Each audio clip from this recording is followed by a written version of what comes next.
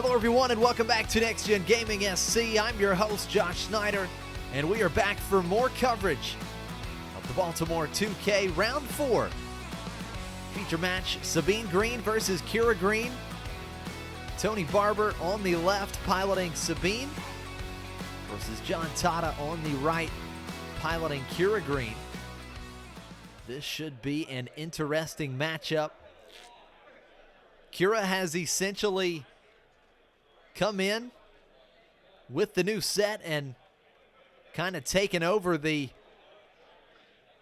go-to leader spot for these blue-green villainy decks. At the end of the first set meta, Spark of Rebellion, we saw a lot of Krennic Green. And the one thing that Krennic had for this particular matchup was built-in restore. Qi'ra does not have the restore, but has ways to shield up some of the important units in this match, like the new 2-cost Sentinel unit. Pike Sentinel with a shield can be tough for Sabine to get through. So here in game one, Tony will start with the initiative. And he is going to use the Sabine action ability, dealing 1 damage to each base. John follows up with a Hilo Bond Enforcer in the ground arena. And Tony, not the start he wanted, missing a round 1 play. No units to put on the board in round 1, and that is not what you are looking to do with Sabine. Tony trying to get off to the races, and after a mulligan of his opening hand, not finding a turn 1 play. So to start out here in round 2, Tony playing Cassian Andor. And John attacking into Tony's base for 3 damage. John getting the 2 damage and shield token on the Hilo Bond Enforcer with Qi'ra at the end of the last round. After Tony claimed the initiative and Hilo Bond Enforcer with the grit, that 2 damage brings the Enforcer up to 3 power. John bringing out that Pike Sentinel that we were talking about. Very important card in this matchup. And John using that action ability on Qi'ra once again. 2 damage onto the Sentinel, but also gets a shield token. And now John has quite the ground arena for Tony to try and get through. Tony will start with the initiative once again here in round 3.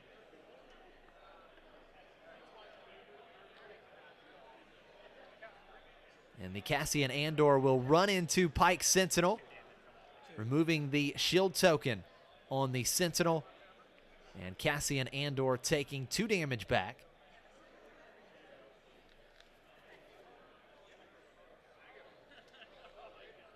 John with the next action. He is going to attack Tony's base for 2 damage with the Pike Sentinel. 6 damage on Tony's base, and right now, Sabine losing the race early in game 1. Tony going to use the Energy Conversion Labs epic action, playing K2SO. K2SO comes in, ambushes the Pike Sentinel, defeating Pike Sentinel. 2 damage back onto K2SO. And 3 damage from the Overwhelm on K2SO. John has 4 damage on his base.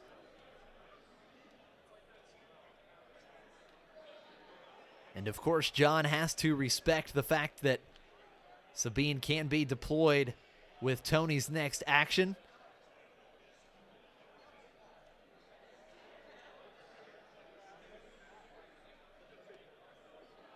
And it looks like John is going to use Energy Conversion Lab as well.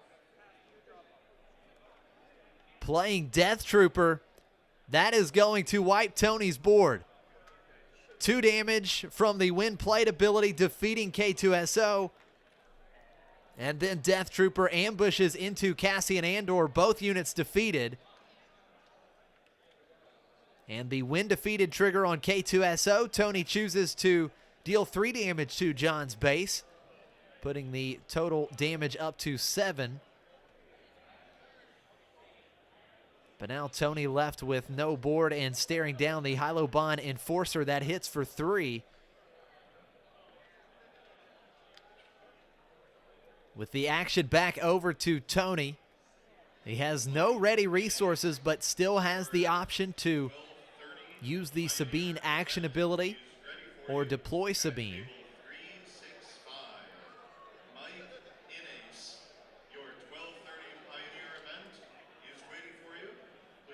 At this stage, he's trying to figure out, is that action ability worth it in this spot? And he is going to skip out on Sabine's action ability, just deploying Sabine.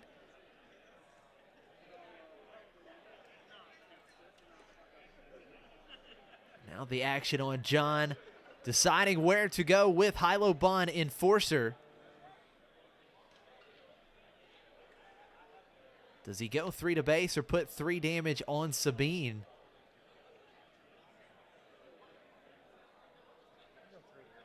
He is going to go 3 damage to Tony's base with the Enforcer. So that puts the damage total on Tony's base up to 9. And then Sabine will come across to John's base. And that's going to be 10 damage on. So Tony just ahead in the damage race. With both players having Energy Conversion Lab, both players sitting with a total of 25 HP.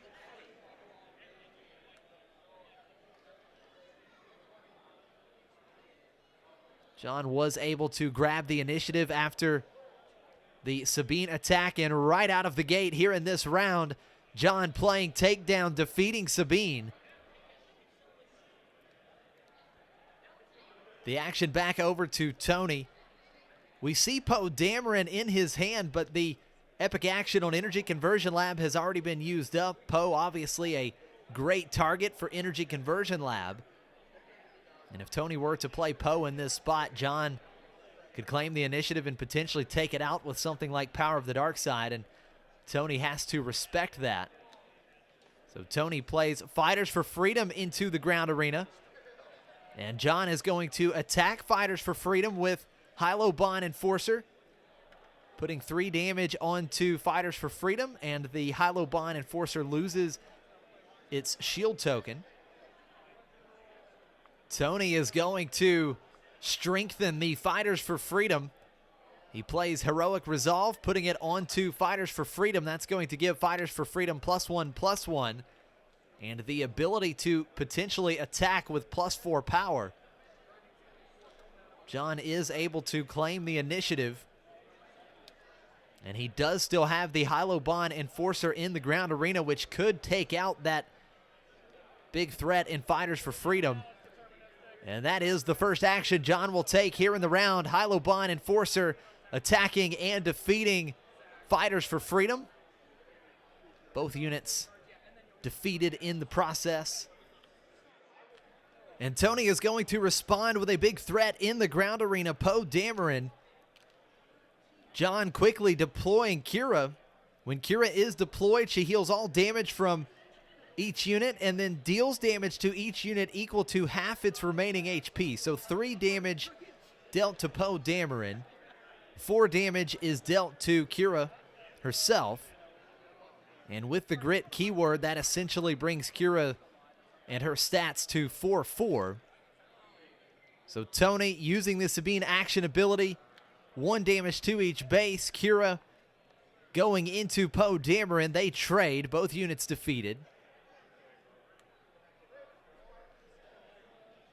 And now Tony has claimed the initiative, and John still has 6 ready resources. He is going to play the Client. And that is definitely a solid card in this matchup, as now John has the potential to heal quite a bit of damage. As Tony plays threats, the Client can put a bounty on those threats, and then if John has a form of removal, heal damage from his base, which will set Tony back quite a bit.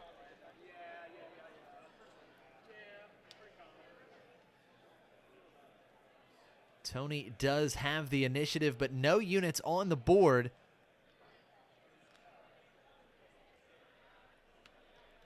And Tony is going to start the round with For a Cause I Believe In. He will reveal the top 4 cards of his deck, and for each heroism card, he can deal 1 damage to John's base, so 3 heroism cards there.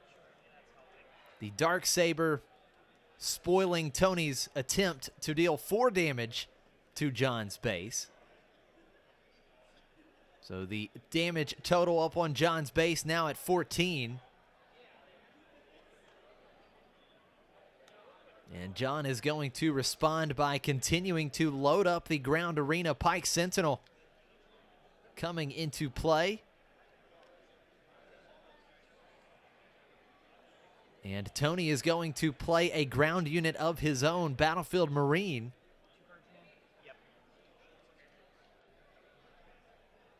And now the action is back on John. He is going to use the client. And does he attack Battlefield Marine? No, he is going to put a bounty using the action ability on the client. A bounty goes on to Battlefield Marine. Tony claims the initiative, and John is going to play Overwhelming Barrage, which is going to deal 4 damage to the Battlefield Marine, defeating the Marine, and that allows John to claim the bounty, healing 5 damage from his base and bringing the damage total back down to 9.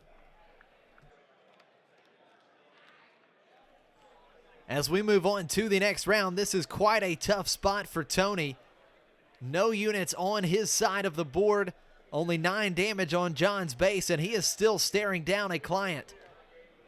Tony plays another copy of Poe Dameron, and John will respond with Power of the Dark Side, defeating Poe Dameron, and once again leaving Tony with no units on his board. And that is going to do it for Game 1. John will take the early lead in Round 4 at the Baltimore 2K. We are set for Game 2 here in Round 4 of the SCG CON Baltimore Star Wars Unlimited 2K. Tony versus John, Sabine Green versus Qi'ra Green. Both of these players off to a great start, undefeated through the first 3 rounds. John Tatta has had some pretty good success early on here in Star Wars Unlimited, making the top 16 at the Kissimmee 5K back in April, and then a top 8 in the Richmond 4K in May. So John once again looking to go on a good run here at a large cash tournament. Round 1, Tony finding a play here in Game 2. Green Squadron A-Wing coming down. John putting the Pike Sentinel into the ground arena. And then here in Round 2, Tony wasting no time. 3 quick damage to John's base with Green Squadron A-Wing. And John is going to ramp up to 4 resources with Resupply. Sabine action ability used, 1 damage to each base. And then Pike Sentinel dealing 2 damage to Tony's base. We've got 4 damage on John's base, 3 damage on Tony's base. Tony playing Sabine into the ground arena. John is going to claim the initiative, and Tony plays Daring Raid, and he will deal an extra 2 damage to John's base, putting the damage total up to 6.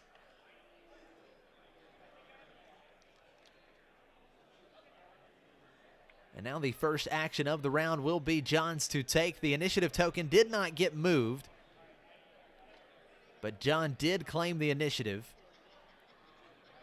And he is going to use the epic action on Energy Conversion Lab. Here comes Gideon Hask. Gideon will ambush and defeat Sabine and give the Pike Sentinel an experience token. So the Sentinel becoming a 3/4. Very nice play for John. And now the action back on Tony, still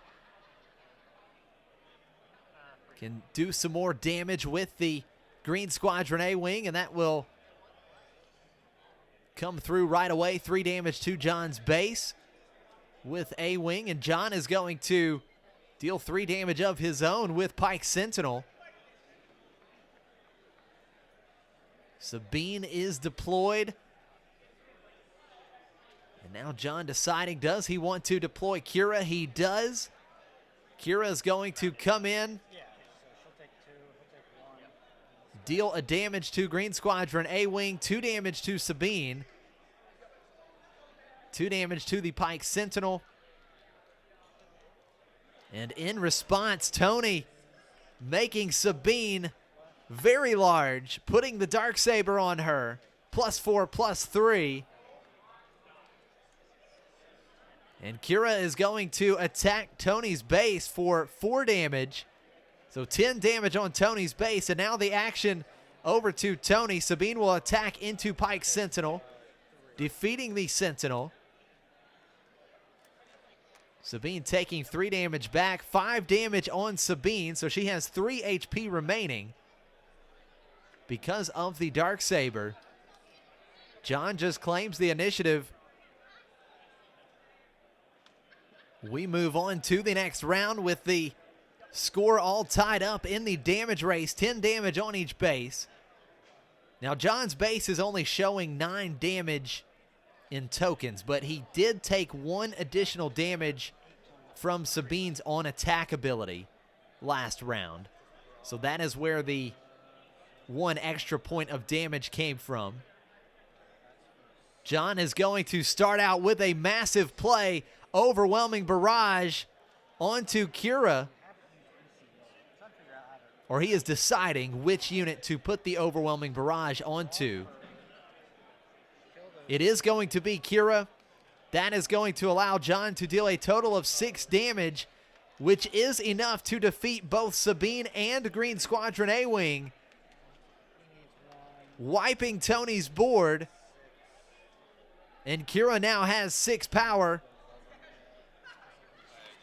Gideon Hask is going to get 1 experience token, or both experience tokens, from both units being defeated. So whenever an enemy unit is defeated, Gideon Hask allows John to give a friendly unit an experience token. So now Gideon has 7 power. Qi'ra has 6 power for the phase with the +2/+2.